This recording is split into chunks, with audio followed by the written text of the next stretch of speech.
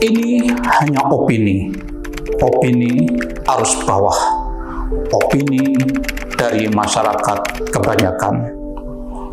Opini hanyalah sudut pandang, tentu ada yang sama, ada yang beda. Beda akan berbuah kebaikan bila kita terbuka, mau memberi, mau menerima. Assalamualaikum warahmatullahi wabarakatuh. Pemirsa, berjumpa lagi dengan saya Ahmad Zaini dari N3 TV. Inspiratif, mencerdaskan, menyejukkan. Saat ini kita sedang heboh, media sosial kita, berita kita sedang heboh dengan adanya keputusan FIFA yang membatalkan pelaksanaan Piala Dunia U20 yang harusnya tuan rumahnya Indonesia menjadi tidak dilaksanakan di Indonesia. Kekecewaan begitu besar sekali atas pembatalan itu. Tapi dengan cepat Presiden Jokowi meminta agar kekecewaan itu jangan berlebihan. Jokowi, Presiden mengharapkan agar kita lebih baik menatap ke depan daripada merasa kekecewaan yang begitu dalam.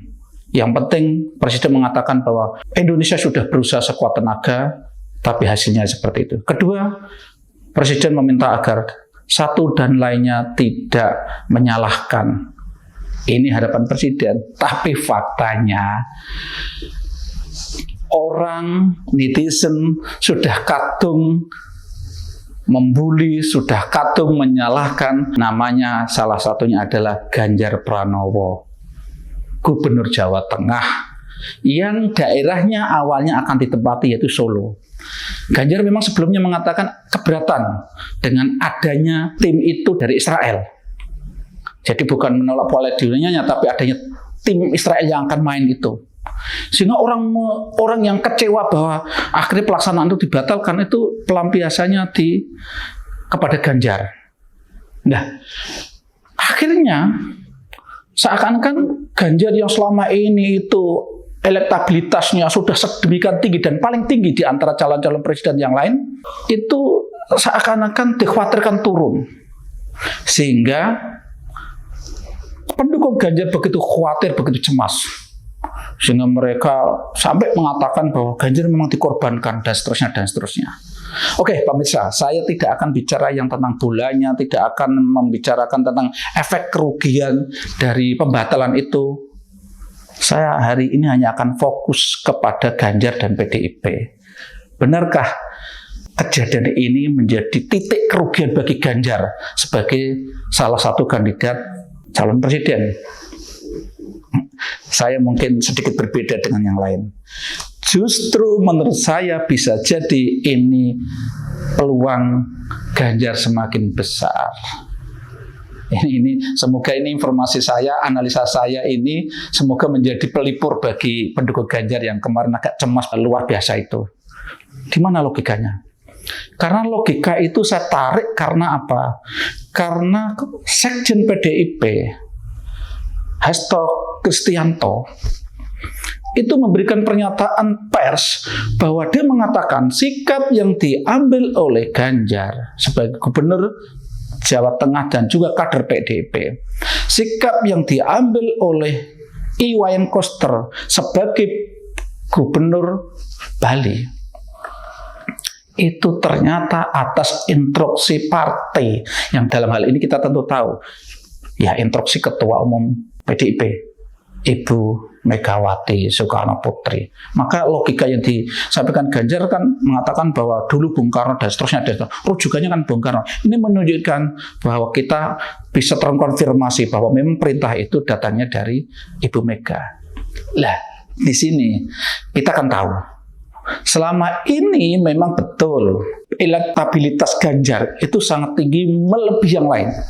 Tapi persoalannya sampai saat ini Ganjar belum pernah diberi sinyal hijau bahwa dia akan dapatkan kartu pencalonan, akan mendapatkan lampu hijau dari Bu Mega atau PDIP. Jadi meskipun tingkat dari survei-survei itu tingkat keterpilihannya itu sangat tinggi, Ganjar masih bermasalah karena apa? Partai pengusungnya mana? Dan Ganjar selama ini komit tidak mau dicalonkan oleh partai apapun, termasuk dulu pernah didekati oleh Nasdem. Dia tidak mau. Dia tetap setia bahwa dia adalah kader partai PDIP.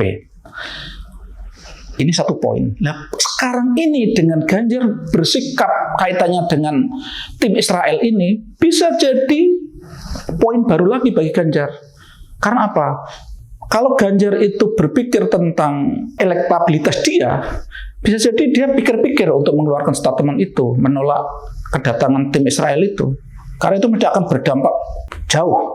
Tapi Ganjar tetap mau melakukan itu karena dia demi komitmennya, demi loyalitasnya kepada pimpinan PDIP.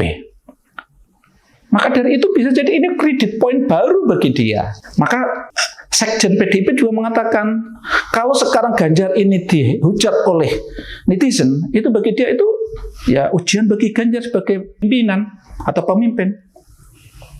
Terus Sekjen PDIP juga mengatakan bahwa PDIP tidak terlalu risau dengan elektabilitas. PDIP tetap fokus pada prinsip yang dipegang oleh partai. Lah, ini Ganjar sudah membuktikan bahwa dia lebih komit pada partai daripada berpikir tentang apakah dia semakin populer apa tidak. Artinya dalam konteks ini saya ingin mengatakan bisa jadi justru peluangnya Ganjar semakin besar untuk dicalonkan dari PDIP. Karena apa? Sudah terbukti komitmennya, sudah terbukti loyalitasnya kepada pimpinan partai. Pemirsa, ini menurut saya perlu sangat kita perhatikan. Di Indonesia ini, politisi senior yang pengaruhnya sangat besar terhadap konstituennya tidak ada sebesar Bu Mega. Dan kita jangan menggunakan logika kita. Logika PDIP punya logika sendiri. Karena logika PDIP itu menurut saya punya kekhasan tersendiri. Kepemimpinan Mega itu punya kekhasan sendiri. Dia adalah patron besar yang begitu dihormati, yang begitu ditaati, yang begitu didudukkan di tempat yang sangat terhormat.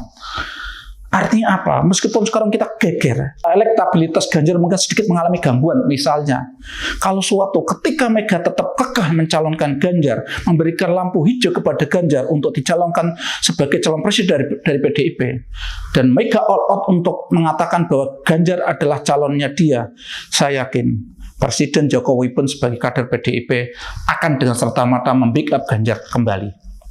Akan total melakukan sesuatu untuk kemenangan Ganjar. Semua kader mesti akan dengan mudah, dengan cepat akan satu barisan dengan Megawati. Karena terus terang tadi saya katakan, menurut analisa saya loh ya, bisa jadi ada berbeda. Tapi Bu Mega itu adalah salah satu politisi senior yang saat ini di Indonesia punya pengaruh luar biasa di partainya. Padahal kita tahu bahwa PDIP itu adalah partai yang sementara ini adalah partai terbesar, yang masanya sangat besar. Jadi saya melihatnya dari sudut itu. Jadi mohon maaf ya, ini apa yang saya sampaikan itu tidak ada hubungannya dukung-mendukung ya. Sama sekali analisa saya ini tidak ada hubungannya dukung-mendukung. Sekali lagi saya tegaskan, saya hanya menganalisa dari fakta-fakta, dari kenyataan-kenyataan yang ada di lapangan. Dalam politik itu memang kadang kalau bahasanya teman-teman saya yang dulu kuliah di Jakarta di UI itu di ilmu politik itu selalu senang guyon bahwa dalam politik itu ada panggung depan, ada panggung belakang. Artinya apa? Apa yang terlihat di depan itu kadang tidak sama dengan yang terjadi di belakang. Bisa jadi selama ini Bu Mega kesannya cuek dengan Ganjar.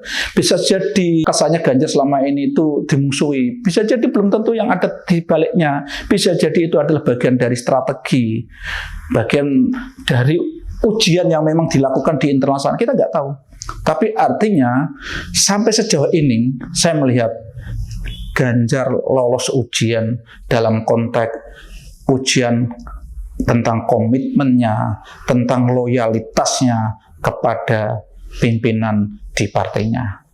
Oke, saya pikir itu menurut saya. Lagi-lagi saya katakan bahwa ini bukan kaitannya dukung-mendukung, tapi saya hanya akan menganalisa berdasarkan fakta-fakta yang saya amati di lapangan. Cukup sekian. Assalamualaikum warahmatullahi wabarakatuh.